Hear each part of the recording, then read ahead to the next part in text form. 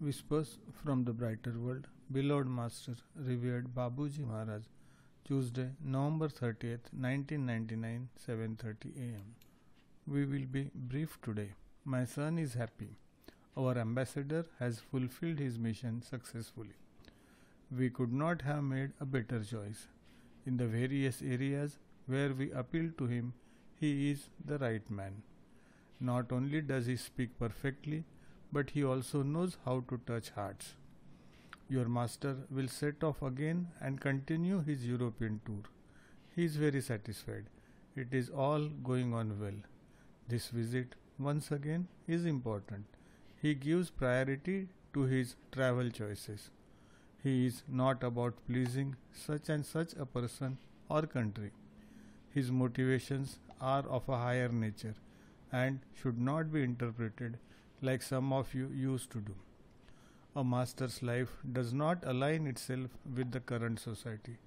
He does his work and bases his activities on other criteria. Your children in heart will remember this meeting, and yet they cannot assess its full scope.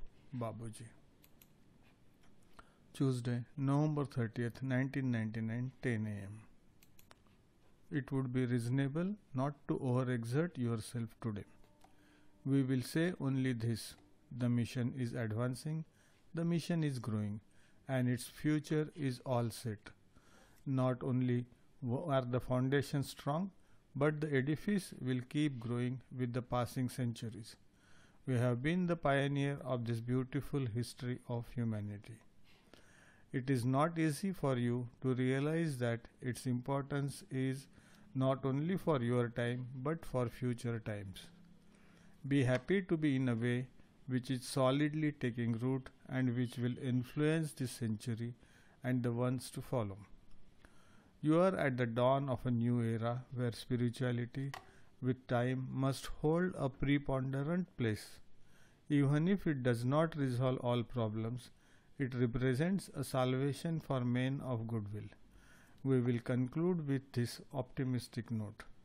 Rest, my child, and learn how to better manage your energies. You cannot afford to waste them. Babuji.